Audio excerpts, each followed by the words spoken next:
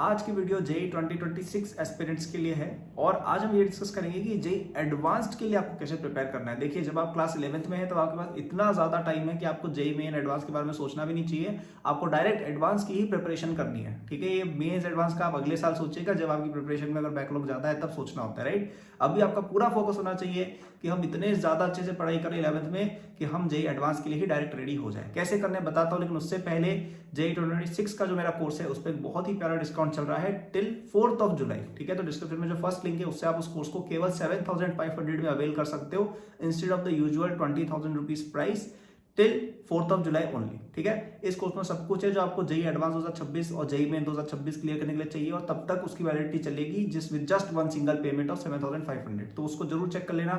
उसके जस्ट नीचे मेरे शॉर्ट नोट्स हैं जो फ्री हैं, वो भी चेक कर लेना और चैनल को सब्सक्राइब और नोटिफिकेशन जरूर कर लेना for the best quality JE and IIT videos.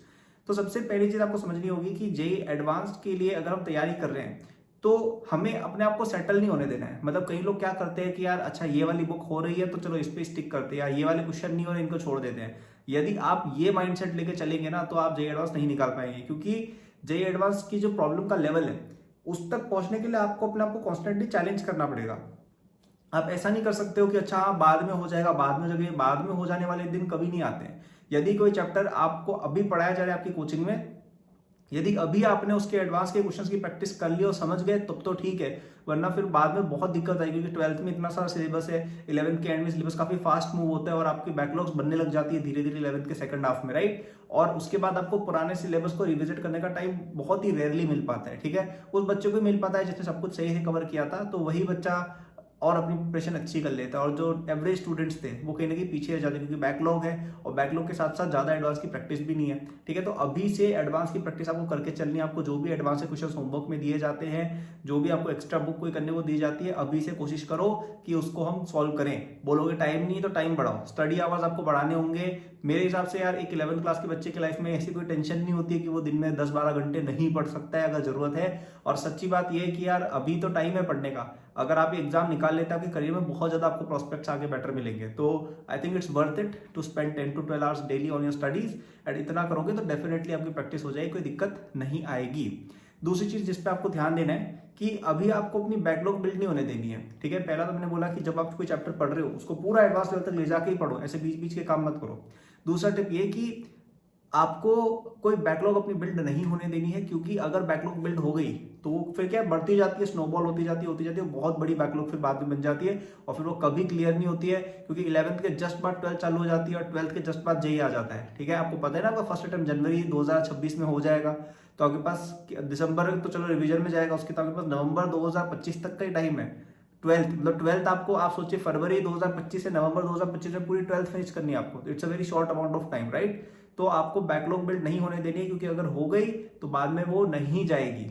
And you must also keep revising a lot so that this doesn't happen. तो जैसे आपने प्रैक्टिस कर ली वो तो चलो इनफ है, साथ ही में आपको क्या करना है कि जब जब आपको टाइम मिल रहा है, वीकेंड्स हो गए, समर ब्रेक या ऐसा कुछ, अभी तो समर ब्रेक हालांकि खत्म भी होने वाला है या हो गया होगा, तो ऐसा दिवाली ब्रेक वगैरह हो गया, ऐसे टाइम पर आप जो भी आपने चैप्टर तक पढ़ लिए उनके इंपॉर्टेंट क्वेश्चन वापस से सॉल्व कर लिए, है ना, ये चीजें करनी है। और जब आप फर्स्ट टाइम कोई होमवर्क कर रहे हो तो उसमें स्टार मार्किंग भी करना जरूरी है, ताकि रिवीजन में क्वेश्चन अपन बाद में वापस से देख ले। Also last but not the least, कोई भी डाउट अगर आए किसी भी चीज में, कोई टॉपिक समझ नहीं आया, कोई कॉन्सेप्ट समझ नहीं आया, कोई क्वेश्चन नहीं हो रहा है, तो उस पर ट्राई जरूर करना है, लेकिन फिर पूछ भी लेना चाहिए वो। ठीक है, कई बार क्या होता है कि हम ऐसे पूछते नहीं है कि अरे यार मैं कैसे पूछ लूँ, क्या सोचेंगे लोग। भाई आपको अपने 11th-12th के दोस्त कहीं दिखेंगे भी नहीं 4-5 साल बाद, आप क्यों उनके बारे में इतना सोच रहे हो, राइट। सो पूछ लिया करो, कोई भी डाउट है क्लास में, टीचर से, कोई फर्क नहीं पड़ रहा है, एम्बेरसमेंट कुछ नहीं होता है, फालतू बातें है सब। आईआईटी नहीं जाओगे उससे बड़ा एम्बेरसमेंट कोई भी नहीं है। ठीक है, तो मतलब एक तो है कि एम्बेरस होकर आईआईटी चले गए, I think that's a much better situation कि भाई डाउट्स नहीं पूछे और गए नहीं फिर, राइट। और तुम्हारा एक और दोस्त है वो डाउट्स पूछते पूछते पहुंच गया आईआईटी, राइट। तो ऐसे एम्बेरस फील मत किया करो, अपने दोस्तों से, यूट्यूब पर टीचर्स से डाउट्स पूछ लिया करो और कोई भी टॉपिक समझ नहीं है उसको उसी समय क्लियर करो। ठीक है, बैकलॉग जैसे मैंने बोला था वो बिल्ड हो जाएगी, फिर वो नहीं हटेगी। और ऐसे छोटे छोटे छोटे डाउट्स क्या फिर बढ़ते जाते हैं और लास्ट में बहुत बड़े हो जाते हैं। और एडवांस वाले भी ऐसे क्वेश्चन डालते हैं जिनमें ना वो ऑप्शन भी दे देंगे कि यार जिस बच्चे को अच्छे से आता नहीं ना उसको ये वाला ऑप्शन मिल जाएगा सॉल्व करके, और वो टिक करके गलत करके आ जाएगा। तो वो ऐसी हरकतें करते हैं, तो प्लीज अपने आप को रेडी रखें। ठीक है, और ये सारी चीजों में आपकी हेल्प के लिए मेरा जेई 2026 कोर्स आपके लिए डेफिनेटली हेल्पफुल रहेगा। डिस्क्रिप्शन में जो फर्स्ट लिंक है उससे आप उसको एट अ डिस्काउंट ले सकते हैं टिल 4th ऑफ जुलाई। ठीक है, तो दैट वाज द वीडियो। अगर आपको पसंद आई हो लाइक सब्सक्राइब जरूर करिएगा और नीचे मेरे फ्री शॉर्ट नोट्स हैं वो भी जरूर चेक करिएगा, ठीक है। तो जेईई एडवांस 2026 प्रिपरेशन में 3 चीजें ध्यान रखनी है। पहला, अभी से एडवांस की तैयारी करो, बीच के रास्ते शॉर्टकट वगैरह मत लो।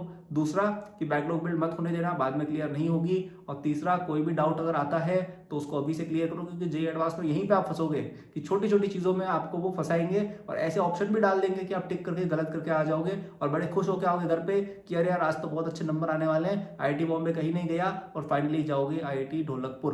Okay, so that was the video. Good luck, bye, all the best.